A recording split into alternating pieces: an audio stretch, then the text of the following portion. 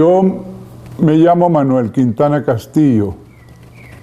Yo nací en Caucagua, Estado Miranda, el 6 de enero de 1928. Sin ninguna condición de ser indiscreto, tengo absoluta sinceridad de decir mi edad y no me avergüenzo de ella. Además, la edad es inevitable porque la edad trae con ella la experiencia, los conocimientos y otras cosas. Aunque también habría que renunciar a otras que son muy gratas y muy representativas y que tienen un gran poder de recompensa. Por ejemplo, hay cosas de tipo muscular que uno tiene que restringirse. Por cierto que en estos días tuve aquí en mi taller entonces una caída, bueno, porque de repente son cosas, bueno, no voy a extenderme mucho en eso, ¿no? Simplemente que hay que cuidarse, los movimientos no pueden ser tan apurados ni tan excesivos como en otra oportunidad. Bueno, entonces decía eso. En el 6 de enero de 1928 en Caucagua, población del Estado Miranda. Soy hijo de Francisco Antonio Quintana y Regina Castillo de Quintana. En mí también tuvieron una gran importancia mis abuelos, mi abuelo materno Adolfo Castillo y mi abuelo paterno Pedro Manuel Quintana, también de allí. Y bueno, ahí nací, un pueblo que en ese momento tenía una vida espiritual, íntima, particular, como todos esos pueblos, con sus costumbres y sus familias, ¿no? Del grupo y sus pequeñas cosas. Sin embargo, mis padres y yo vinieron para Caracas, teniendo yo como 2 años. Y entonces se mudaron a la parroquia de La Pastora. Y realmente tuve una vida, digamos, que fue caraqueña, y también soy un caraqueño en ese aspecto. Bueno, mi infancia puedo considerarla una infancia feliz, en el sentido, bueno, tuve muchas cosas, no excesivas, pero sí necesarias y útiles. Y fuimos 2 hermanos, soy yo y mi hermana Beatriz Elena, que es una muchacha excelente, a quien yo adoro, y ella también a mí, y es una maestra profesional, y fue una de las primeras maestras especializadas en trabajar con niños enfermos. Trabajó con la doctora Lía Inver de Coronil en el Hospital de Niños. Bueno, entonces, el hecho es ese, no quiero extenderme mucho en estas cosas, pero de la infancia siempre conservo grandes y bellos recuerdos. ¿Cómo empecé a ser pintor? Bueno, yo creo que todos los niños tienen ese instinto de la pintura hasta cierta edad. Creo que hasta los 12 años, cuando empiezan otras preocupaciones de tipo orgánico, el niño tiene una actividad plástica espontánea, recrea su mundo, su atmósfera, las cosas que le interesan, que lo tocan, ¿eh? Y es un mundo absolutamente prístino, limpio, único, original, porque el niño actúa con una naturalidad tal que casi le permite inventar sus propias formas y sus propios procedimientos. Frente a mi casa, yo vivía en la esquina de la Encarnación, en La Pastora, de Providencia Encarnación, y frente a mi casa había una acera muy alta. Entonces, yo hacía dibujos con carbón, porque el carbón se utilizaba, pues no había la electricidad, no se utilizaba en las cocinas, y entonces se conseguía en las bodegas, y yo hacía dibujos con carbón en esa acera. Sobre todo eran personajes, bueno, del mundo cinematográfico, los vaqueros y tal cosas. Bueno, entonces el hecho es que mi padre, viendo pues ese interés que yo tenía en eso, bueno, me compró una caja de colores y me estimuló en eso, y yo lo asumí, pues, pero una gran naturalidad, como casi todos los niños. Afortunadamente, después pude retomarlo, 16, 17 años. Mi padre murió teniendo yo 17 años. Y entonces yo me convertí porque, bueno, hubo ciertos problemas, accidentes familiares, de los recursos de las familias, mi abuelo murió, en fin, bueno, son cosas, ¿no? Entonces yo me convertí en el hombre de la casa. El hombre de la casa porque, y bueno, tenía mi madre y mi hermana, pero naturalmente yo asumí la responsabilidad de mi casa y lo hice con una mayor naturalidad, sin ningún problema. Bueno, ¿qué pasó? Bueno, ¿qué se va a hacer? Las cosas hay que asumirlas así. a Dios rogando y con el mazo dando. Sentí mucho la muerte de mi padre, porque para mí fue un gran amigo, un tipo estupendo, y que más bien era como poeta, ¿no? No le fue bien en sus negocios, porque realmente, bueno, era un hombre realmente... Él estudió en el colegio aquí Santa María, en Caracas, él cuando muchacho, mi padre, que diría el licenciado Agustín Aveledo, y allí fue profesor José Martí. Bueno, él tuvo una formación en su muchacho, y bueno, no le fue bien en los negocios, y bueno, ese es el caso. Bueno, el hecho es que yo lo asumí así, punto, ¿no? Y trabajé en muchas cosas, y al mismo tiempo trabajando y estudiando. Después que se murió entonces mi padre, entonces yo naturalmente, siempre me interesó la plástica, por supuesto, y ahora con una profesión de fe mucho más acentuada. Entonces me inscribí en la Escuela de Artes Plásticas de Caracas. Y bueno, como de repente tenía que hacer otras cosas, por ejemplo, en el telégrafo trabajaba, hacía sobre cartas, que escribir los sobres de las cartas, contar las palabras. Bueno, con eso me ayudaba, naturalmente. Y realmente no puedo decir que fue un alumno estrictamente regular, en el sentido de otros lo fueron.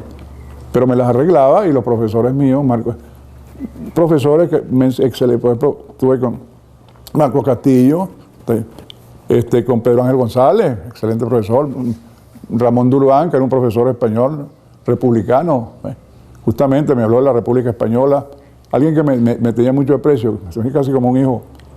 Y bueno, y todos los demás, la biblioteca de la escuela, los libros, la escuela tenía una biblioteca única en América Latina. Allí iban a consultar libros, por ejemplo, Mariano Picón Salas, Alejo Carpentier, Juan Liscano, Meneses, y a veces uno tenía la oportunidad de ver a esas personas allí, pues.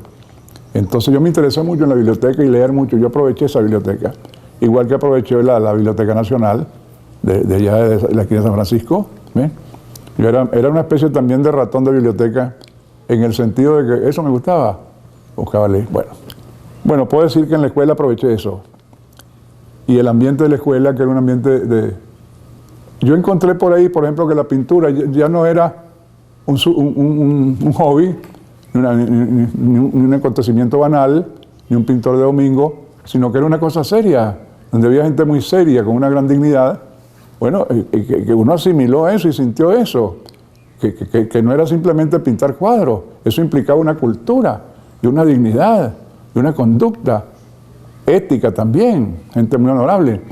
En ese sentido yo asumo la escuela porque eso realmente fue lo que me interesó y sería injusto si era que yo no le debo nada. Sí, claro, yo le debo muchas cosas a esa escuela y todos los que pasaron por allí, aunque incluso después por determinadas circunstancias existenciales tuvieron que tomar otra actitud frente a ella y bueno, que después eso condujo hacia la desaparición de la escuela. Pero el hecho es que entonces yo asumo eso, la Escuela de Artes Plásticas, y creo que fue fundamental en mi formación, para asumir la pintura, más como un oficio, como un hecho cultural. La cultura plástica es tan importante como la cultura literaria o las otras formas de cultura. Todas son formas de cultura, pero es una cosa tan seria en su desarrollo, en su composición, en su complejidad, como cualquier otra. Y es una de las más difíciles, porque se trata de trasladar un lenguaje a otro. Interpretar la pintura con el lenguaje vocabulario o el lenguaje literario, con algo que pertenece a otro sentido, otras conductas. Pero la cultura plástica implica entender una dignidad. ¿Cuál es la dignidad? La dignidad de la forma, la dignidad del color, la dignidad del espacio plástico, la dignidad de todos esos elementos. Esa es la dignidad de la pintura. Como es la dignidad de la gente, la conducta moral, el corazón, los sentimientos. La conducta moral es una espiritualidad, es un acto espiritual de acercamiento irrenunciable hacia los demás. Tiene que ser, somos parte de eso. Entonces uno como artista siente esas dos vertientes, la estética como artista y la ética como ciudadano.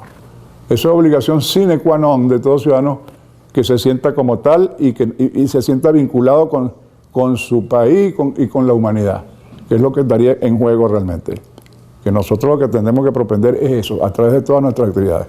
No quiero extenderme mucho más en eso. Entonces, bueno, el hecho ese de lo que puede interesar, que yo realmente puedo decir que estoy en la pintura, de esta manera, seriamente,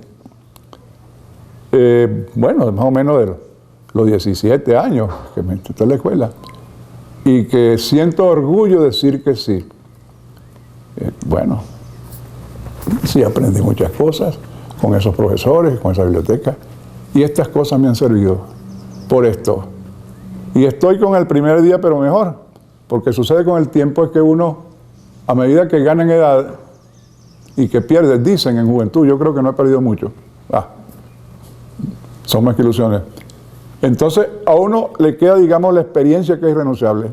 La experiencia se tiene y la quieres y punto. Pero además de eso, el sentimiento de renovación y de actividad positiva y del trabajo que he tenido de la juventud y ahora más. Porque entonces tiene uno el apoyo de la experiencia. Y uno sabe lo que tiene que hacer y lo que no debe hacer. A veces uno no sabe qué es lo que quiere, pero sí tiene que saber qué es lo que no quiere. Él no me pregunta, ¿qué quieres ser tú? No sé, pero sí sé lo que no quiero hacer. Eso estoy absolutamente claro. Lo que no quiero hacer y lo que no quiero hacer. Y lo que sí quiero hacer, entonces es como un imperativo categórico al revés. Lo que yo quiero hacer es lo que no quiero. Lo que no quiero hacer es lo que no quiero hacer es lo contrario de lo que yo quiero hacer. En eso estoy. Si me preguntan, ¿qué quieres tú? Bueno, soy lo que soy. Yo me considero un personaje realizado. Yo soy lo que soy. Me gustaría ser lo que soy, ser yo mismo. Además voy a decir una cosa así, pues, con absoluta sinceridad. Sin arrogancia, sin pedantería, sin sentirme más que los demás, porque cada quien puede hacerlo en su propia dimensión. Yo creo en mí, yo siempre he creído en mí. Yo siempre he creído en mí, he tenido fe en mí, de que de algún modo resuelvo las cosas. Y bueno, tal vez uno mismo produce esos estímulos. El ser humano es una caja llena de resonancias, de cosas secretas, de resortes, que uno de repente aprende a explorarlos y todo eso conduce a la realización de las cosas que uno quiere hacer. Por tanto, es la voluntad y la determinación. La voluntad y la determinación. En eso estoy. Y eso me ha conducido a lo que yo estoy haciendo actualmente. En la pintura venezolana yo entro con un cuadro que se llama Cúpira. Con ese cuadro tuve el premio Enrique Otero Vizcarrondo del Salón Oficial de Arte Venezolano de 1955, celebrado en el Museo de Bellas Artes. Ese cuadro me abrió las puertas, pues, bueno, yo tenía mi trayectoria como estudiante, pero ese cuadro realmente fue la consolidación como artista y bueno, naturalmente vino a reafirmar lo que yo siempre busqué de hacer algo importante. Yo hasta cierto punto había pasado un poco como de bajo perfil deliberado. Bajo perfil deliberado. Era un momento donde había una gran efervescencia juvenil, una generación brillante, que fue de la que yo formé parte. Entonces yo me decía, estuve también, pero aparte, de bajo perfil. El taller libre de arte, en esa época, que fue una apertura de la escuela, de los alumnos que fueron a la escuela, pero un poco más actualizada y más individualizada. Y el taller libre de arte personificó, representó una apertura de la pintura distinta al grupo de los disidentes que cultivaron el arte abstracto geométrico. Por ejemplo, en mi caso, yo retomé algo que después se consideró como el realismo mágico. El realismo mágico que lo actualizó literariamente aquí un escritor cubano internacional llamado Alejo Carpentier. Aunque la teoría del realismo mágico no es de Alejo Carpentier, sino un crítico alemán, Franz Rock, que publicó la teoría del realismo mágico en 1925. Pero el hecho es que entonces uno estaba en eso sin saberlo. Había otros artistas también que trabajaban en esa onda de realismo mágico. Mario Abreu, también, Osvaldo Viga, otros así. Pero lo mío se identificaba mucho con el realismo mágico porque eran personajes reales, telúricos, de la tierra. Era como una simbiosis de la tierra, la gente, el color, la atmósfera, el aire. Ese cuadro Cúpira y una sensualidad. Y la vitalidad la vitalidad humana, ¿no? Aquello. Entonces un cuadro que me satisfizo mucho, y que sin embargo en ese cuadro en su construcción había elementos del cubismo, que siempre me interesó. El cubismo que crearon Picasso y Braque, que era la visión de la forma que más que un estilo, ni mucho menos una moda, era un sistema en las artes plásticas, un sistema importantísimo. Yo me interesé siempre en eso, y algo que yo después lo he estudiado es entender la forma, pero construirla no como se la ve, sino como se la piensa, y estructurarla a partir de sí mismo, de su propia interioridad. Es bastante complejo y no se ha hecho mucho. En América Latina, los únicos pintores son Diego Rivera, que formó parte de los cubistas junto con Picasso y Braque, Pettoruti y algunos otros. Pero no hubo, aquí mismo tampoco hubo, porque en la Escuela de Artes Plásticas se enseñaba más o menos la escuela de Cézanne, que fue un postimpresionista que modificó pues el arte moderno en un sentido de organización geométrica, y que, bueno, dejó asentado eso. Yo me sumé a eso, pero no de una manera literal. Pero sin embargo en esos cuadros ya había esos elementos constructivos internos. Entonces, el realismo mágico y también la geometría sensible. Siempre me interesó la estructuración geométrica, la composición geométrica de una organización del espacio y de la forma. Eso estaba allí. Algunas personas, tal vez, entonces, después naturalmente la pintura me llevó a otras cosas, hasta conducirme a esto. Ya les voy a hablar de esto. Por cierto que había alguien, un arquitecto conocido mío, y que entonces se lamentaba, pero ¿cómo era posible que después de haber tenido el lenguaje de Cúpira, porque fue una serie, Cúpira, la bailarina nocturna, que fue primer premio al Salón Planchard, la Tejedora de Nubes, que fue también premio al Salón John Bolton del año 56, todos fueron premios esos cuadros de realismo mágico. Y vendía, yo un muchacho, y vendía, pues esos cuadros fueron todos premios. No significa que yo me estoy glorificando, sino que así fue, pues, son realidades. Yo hice los cuadros, bueno, entonces, este conocido mío, ¿cómo era posible entonces que yo hubiera abandonado estas cosas? Entonces que yo había traicionado a Cúpira. O sea que el tipo estaba tan con ese, que yo había traicionado. Pero bueno, yo no he traicionado nada, yo estoy en la pintura. Como pintura, esto me condujo a esto, que el desarrollo de eso. Ahora, como tema quedó, y mira, yo ese cuadro incluso después Cúpira, no lo hice igual otra vez. Entonces, bueno, ya eso está hecho así. Hay cosas que llegan a su culminación. Es como algo que aparece allí, que estaba allí, y yo lo descubrí, apareció y punto, ¿no? Yo he podido tal vez repetirlo, pero ese no es el problema. Todos esos son personajes radicales, categóricos, que tenían su esencialidad mismo en esos cuadros. Bueno, esas son cosas que uno mismo tiene que ir desentrañando. Entonces, en el devenir de todas mis experiencias, que han tenido la consecuencia de una sinceridad. Ya que tenemos esta obra aquí, esto es lo reciente que yo estoy haciendo.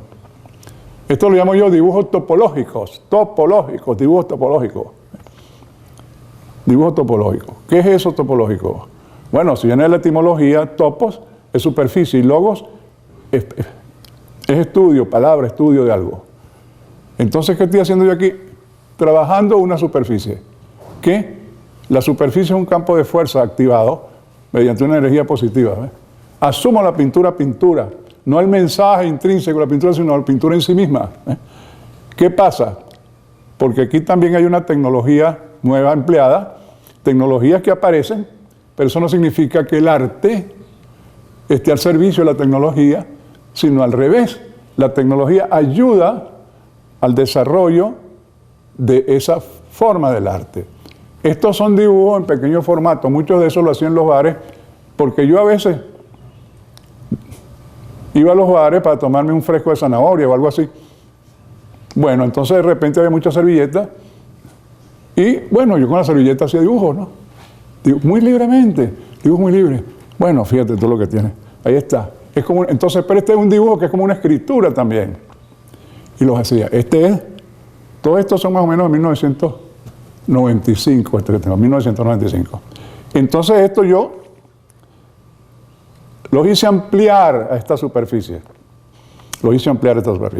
Una vez Reverón me dijo que una vez que fue a la escuela, yo estaba preparando una tela en un taller que dirigía Rafael Monasterio, y entonces se acercó a mí preguntó, ¿cómo te llamas tú? Yo le di mi nombre.